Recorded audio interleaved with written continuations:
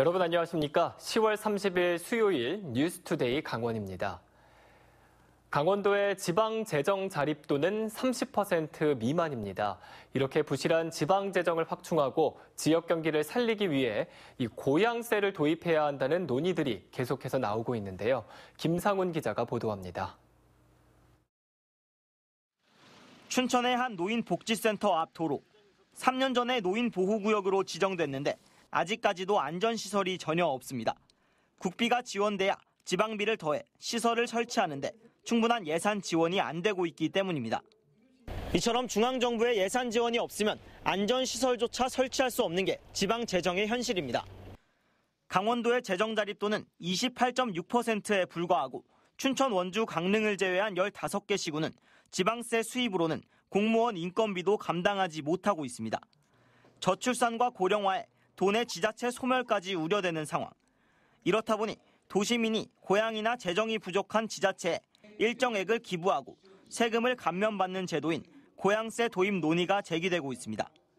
도시민이 지자체에 기부금을 내면 특산품 등 답례품과 세액 공제를 제공하고 기부금을 지역 발전과 복지에 활용하는 방식입니다. 강원도 같은 경우는 지역 특산물들이 많이 있지 않습니까? 그 일본 사례 같은 경우도 그 활성화되고 있는 그런 광역자치단체나 기초자치단체가 지역 특산물이 많은 지역들이 대부분 활성화되고 있고. 일본의 경우 지난 2008년 고향 납세 제도를 도입해 지난해 5조 원이 넘는 고향세가 모여 소멸 위험 지자체에 활력을 주고 있습니다. 현재 발의된 고향세 관련 법안은 15건, 모두 국회에 잠들어 있습니다. 소관 상임위에서 지금 논의가 계속 되고 있는데 아직 법 통과가 되지 못한 상황이어서요. 저희가 어쨌든 이번 국회 때 최대한 법이 통과될 수 있도록 노력을 열심히 해보겠습니다. 내년이면 수도권 인구가 비수도권 인구를 추월할 것으로 보입니다. 수도권 인구 집중이 심화될수록 지방 분권과 지방재정 강화는 점차 멀어지고 있습니다. MBC 뉴스 김상훈입니다. 혁신도시 이전 기관들은 오는 2022년까지 지역 인재 채용 비율을 30%까지 의무적으로 확대해야 합니다. 하지만 도내 대학생들은 관련 정보를 접하기 어렵고 또 공공기관은 인력풀이 적어서 채용이 쉽지만은 않은 실정인데요. 이런 어려움을 해소하기 위한 협의체가 구성이 됐습니다. 김진아 기자입니다. 혁신도시법에 따라 작년부터 공공기관의 지역인재 채용이 의무화됐습니다. 작년 18%였던 의무 고용률은 올해 21%, 2022년에는 30%로 매년 3%씩 증가합니다. 도내 대학생들은 지역인재 채용 확대에 반가움을 표하면서도 관련 수업이나 직무 경험 등 무엇을 준비해야 하는지 잘 알지 못하고 공공기관이 내건 인턴이나 근무 경력자 우대 조건에 경쟁력도 약할 수밖에 없습니다. 직무 경험 사항을 중요시하다 보니까 신입인데도 불구하고 경력직이 많이 채용된다 그러더라고요. 그래서 저같이 이제 갓 졸업하는 학생한테는 좀 경쟁력이 없는 것 같아요. 지역 인재 채용을 확대해야 하는 공공기관들도 특수 직종이나 관련 분야 채용 인력풀이 적어 채용이 어렵기는 마찬가지입니다. 이 같은 문제를 해결하기 위해 공공기관 맞춤형 지역 인재를 양성하기 위한 협의체가 출범했습니다. 지역 대학과 공공기관, 강원도, 원주시는 채용 설명회는 물론 아이디어 창업 경진대회와 공공기관 체험활동 등을 진행하고 무엇보다 공공기관에서 필요로 하는 취업교육을 실시해 채용을 확대하는 게 목표입니다. 공공기관에 취업하기 위한 교과 과정을 따로 운영할 예정입니다. 그래서 여기에 들어가려면 어떤 시험 준비를 해야 되고 면접 준비는 어떻게 해야 되고. 작년 원주 혁신도시 11개 공공기관의 지역인재 채용 비율은 29%로 꽤 높았지만 채용 비율에서 제외되는 인원이 워낙 많아 실제 고용 인원은 크게 늘지 않고 있습니다. 적십자사는 지역인재를 아예 뽑지 않았고 건강보험공단 등 일부를 제외하면 대부분 고용 인원은 한 자릿수에 그쳤습니다. 강원도는 실질적인 채용 확대를 위해 제외 조항을 축소하거나 없애는 법령 개정도 추진해 나갈 계획입니다. MBC 뉴스 김진아입니다. 춘천시가 혈동리 폐기물 처리 시설의 운영을 도시공사에 맡기는 것으로 가닥을 잡았습니다. 하지만 해고 노동자들의 고용 문제 등은 아직도 해결되지 못했기 때문에 또다시 갈등이 불거질 가능성이 남아 있습니다. 백승호 기자가 취재했습니다. 폐기물 처리시설 운영 방식에 대한 춘천시 입장문입니다. 이재수 춘천시장은 현재 한 업체가 맡고 있는 쓰레기 소각장과 재활용 선별장의 운영을 도시공사 등 공공 영역이 책임지는 방식으로 전환하겠다고 밝혔습니다. 사실상 폐기물 처리시설의 운영을 춘천도시공사에 맡기겠다는 말입니다. 올해 초부터 시작된 운영 방식 결정이 용역과 토론회, 시민 투표 등을 거쳐 마무리된 셈입니다. 춘천시는 TF팀을 구성해 폐기물 처리시설의 운영 주체를 바꾸는 절차에 나설 계획입니다. 하지만 폐기물 처리시설 해고 노동자 등은 춘천시의 직접 운영을 다시 촉구했습니다. 춘천시의 입장문 발표에 앞서 기자회견을 열고 지난해 말 이재수 시장이 천막 농성장을 찾아 직접 운영 등 합리적 방안을 마련하겠다는 약속을 했다고 주장했습니다. 그 약속이란 작은 희망, 그것 때문에 지금까지 버티고 살고 있습니다. 꼭 지켜주시기를 간곡히 요청드립니다. 도시공사가 운영을 맡게 되면 41명의 해고 노동자들이 채용될 수 있을지도 장담할 수 없습니다. 지금 톨게이트 문제에서도 나타나듯이 자회사에 대해서 반대를 하고 있습니다. 춘천도시공사도 자회사의 다름 아니다라고 저희들은 판단하고 있습니다. 춘천시는 민간 위탁기간이 끝나는 내년 말까지 이런 문제들을 논의할 계획입니다. 하지만 접점을 찾지 못한다면 또다시 갈등이 불거질 가능성이 있습니다. MBC 뉴스 백수호입니다. 전국 대학노조 강원관광대학 지부가 파업을 벌인 지 석 달이 지났습니다. 노조는 이사장과 총장의 독선적 운영으로 학교가 총체적인 위기에 빠졌다고 주장하고 있는데요. 홍한표 기자가 보도합니다. 90일 동안 파업을 이어가고 있는 전국 대학노동조합 강원관광대학 지부가 사학 적폐청산을 위한 기자회견을 열었습니다. 8년 동안 강원관광대의 보복성 인사조치가 무려 100여 명에 달하고 재학생 충원율 조작, 사회복지사 자격증 허위 발급 혐의 등으로 강원지방경찰청과 태백경찰서에 내사를 받는 등 위기를 겪고 있다는 겁니다.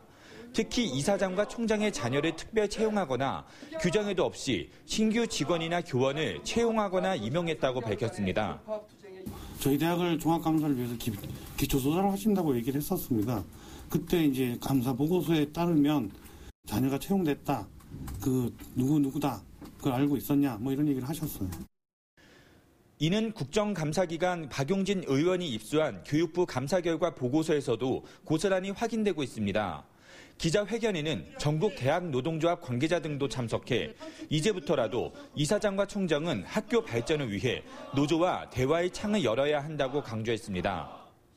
하루도 빨리 총장이 노동조합과 만나서 정상을 위해서 자리에 나오지 않을 경우에는 강력하게 투쟁하겠다는 말씀 드리고, 강원관광대 측의 입장을 듣기 위해 대학 책임자에 수차례 연락했지만 전화를 받지 않았습니다. 한편 국회 교육위원회 여영국 의원은 강원관광대 등 4개 사립대학을 비리 사립대학으로 규정하고 교육부 종합감사착수와 임시이사 파견을 요청한 바 있습니다. MBC 뉴스 홍한표입니다. 쌍용양회 동해공장이 순환자원이라고 일컫는 폐자원 사용을 늘리려고 하다가 사업에 암초를 만났습니다. 이 보관 창고를 지으려고 하는데 이 허가를 받지 못하는 상황을 맞은 건데요. 유인호 기자가 보도합니다. 쌍용양회 동해공장이 허가 없이 짓다가 공사 중지 명령을 받은 건물입니다. 석회석 등을 보관하기 위한 시설이라고 했지만 사실은 순환자원인 폐합성수지 저장용으로 밝혀졌습니다. 유연탄 대신 폐자원 투입을 늘려 원가 절감과 함께 대기오염물질인 질소산화물 배출을 줄이는 계획에 필요한 시설이었던 겁니다. 쌍용 동해공장이 올해 9월까지 반입한 순환자원 연료는 18만 4천 톤, 내년 목표는 40만 톤 이상으로 알려졌습니다. 하지만 문제가 생겼습니다. 공장 안에 순환자원 저장시설을 짓는 게 제도적으로 불가능한 사실이 확인된 겁니다. 이에 따라 동해시가 허가 신청 서류를 반려하자 쌍용양회는 건물의 용도를 변경해 유연탄을 보관하겠다며 건축 허가를 다시 신청했습니다. 이대로라면 허가에 문제가 없을 수도 있습니다. 하지만 동해시가 검토 끝에 내린 결론은 불허가 처분입니다. 임의로 시공한 건축물에 대해서는 원상복구 명령을 내려 철거하도록 했습니다. 허가를 받기 전에 이제 그 공사를 한 사실을 발견을 하고 공사 중지 명령을 3번이나 했습니다. 그럼에도 불구하고 계속 강행하는 것을 저희가 확인을 했기 때문에 최대한의 우리가 행정력을 동원해서 조치를 해야 되겠다는 결심을 하게 된 거죠. 인근 주민들과의 갈등이 지속되고 있는 가운데 법 절차마저 지키지 않다가 순환자원 확대라는 중요한 사업이 흔들리게 됐습니다. MBC 뉴스 유인호입니다. 서울권 주요 대학을 중심으로 한 정부의 정시 확대 발표에 강원도교육청이 반대 입장을 유지하되 대응 방안을 찾고 있다고 밝혔습니다. 도교육청은 오늘 교육부가 고교 서열화 해소와 일반고 역량 강화 방안에 대한 발표를 시작으로 다음 달에는 학생부 종합전형 실태조사 결과와 대입 공정성 강화 방안을 발표할 계획이어서 추이를 지켜보겠다는 입장입니다. 특히 다음 달 중에 대입 공정성 강화 방안을 살펴본 뒤 대응책을 찾겠지만 교육과정 파행을 불러오는 정시 확대 반대 기조는 흔들리지 않고 갈 길을 가겠다고 밝혔습니다. 강원경찰이 도내 강력 미제 살인 사건에 대해 시민들을 참여시켜 원점에서 재검토하기로 했습니다. 강원지방경찰청은 전국에서 처음으로 오는 31일 시민단체와 학계, 법률 전문가들이 참여하는 경찰사건 심사 시민위원회를 개최합니다. 시민위원회에서는 지난 2006년 학습지 여교사 살인 사건에 대해 수집된 증거자료의 적법성과 수사의 적정성에 대해 조기 해결 방안을 시민의 시선에서 모색할 예정입니다. 철원 경계와 10km 떨어진 경기 연천군 민통선 이남 지역에서 아프리카 돼지열병에 걸린 멧돼지 폐사체가 발견됐습니다. 환경부에 따르면 지난 27일 연천읍 와초리의 논 인근에서 지역 주민이 멧돼지 폐사체를 발견해 신고했고 시료 채취 결과 아프리카 돼지열병 바이러스가 검출됐습니다.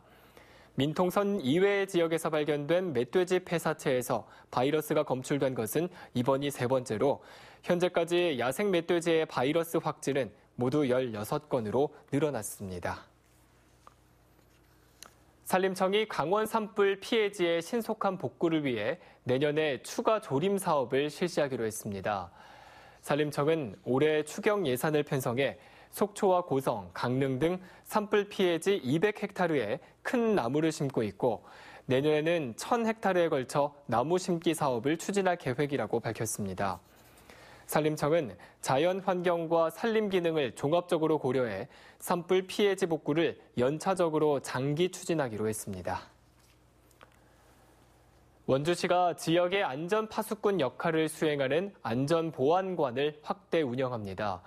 원주시는 현재 안전보안관 53명을 임명해 생활 주변 위험 요소 발굴과 안전 신고 등 다양한 활동을 펼치고 있으며 이번에 20명 정도를 추가 모집해 다음 달 6일까지 신청 접수를 받는다고 밝혔습니다. 재난 안전 분야에 관심이 있거나 전문 지식을 보유한 시민과 단체를 대상으로 하며 안전보안관 교육 수료 후 정식으로 임명되게 됩니다. 삼척 맹방해변 비치 캠핑장이 본격적인 운영에 들어갔습니다. 삼척시가 34억 원을 들여 조성한 맹방 비치 캠핑장은 면적 10,000제곱미터에 일반 캠핑데크 44면, 그리고 주차 캠핑데크 3면, 공동 세척장과 샤워실, 화장실 등을 갖추고 있습니다. 삼척시는 캠핑장 주변의 자연 조건이 우수하고 특히 여름철에 뜨거운 햇볕을 가려주는 곰솔 군락 지역에 조성돼 인기를 끌 것으로 기대하고 있습니다. 삼척 지역의 태풍 피해 복구를 도와준 외지 자원봉사자들에게 관광지 무료 이용 혜택이 제공됩니다. 삼척시는 태풍 미탁의 응급 복구에 도움을 준 자원봉사자들에게 시장에 감사 편지를 보내고 특히 외지에서 찾아온 2,500여 명에게는 해상 케이블카 왕복 무료 이용권을 제공하기로 했습니다. 태풍 미탁 이후 삼척 지역의 응급 복구를 도운 봉사자는 군인과 소방, 일반 시민 등 모두 16,000여 명에 달하는 것으로 삼척시는 집계하고 있습니다. 횡성군은 위기 청소년을 지역사회와 함께 발굴하고 지원하기 위해 협력 체계를 마련했습니다. 1388 청소년 지원단은 위기 청소년을 조기 발견하고 구조할 수 있는 청소년 보호활동 지원 기관과 개인, 그리고 청소년 기관과 단체, 학부모 대표 등 10명으로 구성돼 2년 동안 활동합니다. 횡성군은 어제 위촉식을 갖고 청소년 안전망 협력 방안과 의료 법률 상담 등의 활동 지원 방법 등을 논의했습니다. 올해 소나무 제선충병 발생이 크게 늘고 있는 것으로 나타났습니다. 강원도에 따르면 올해 들어 지금까지 도내에서 발생한 제선충병 감염목은 모두 680그루에 달하고 있습니다. 이 같은 발생 규모는 지난해 전체 감염목 298그루를 2배 이상 넘는 확산세를 보이고 있습니다. 지역별로는 춘천이 307그루로 가장 많고 홍천이 243그루, 원주 57그루, 정선 52그루, 횡성 19그루, 인제 1그루 등입니다. 특히 인제 지역에서는 2017년 이후 또다시 감염목이 확인되는 등 민북 지역으로까지 제선충병이 확산될 조짐을 보이고 있습니다.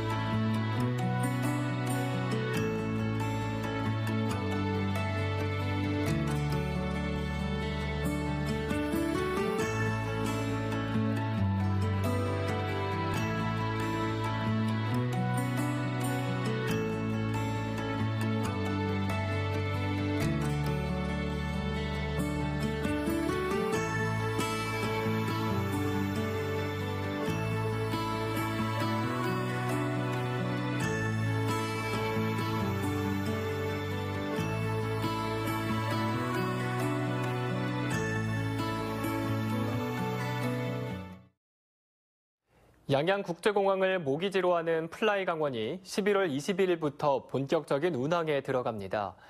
강원도에 따르면 플라이강원은 국토교통부로부터 정기 항공 운송 사업을 위한 운항 안전 등 모든 심사를 통과하고 운항 증명을 교부받았습니다. 이에 따라 다음 달 20일 양양 제주 간 주 2회 정기 노선이 신설되며 양양에서 김해, 또 양양에서 김포 노선을 임시로 운항해 시장성이 높은 노선에 대한 정기 노선 추가 개설도 추진할 예정입니다. 철원군이 다음 달 6일까지 관내 농업인 5,700여 명에게 올해 논과 밭 고정직불금 108억 원을 지급할 예정입니다. 이상으로 뉴스투데이 강원을 마칩니다. 시청해주신 여러분 고맙습니다.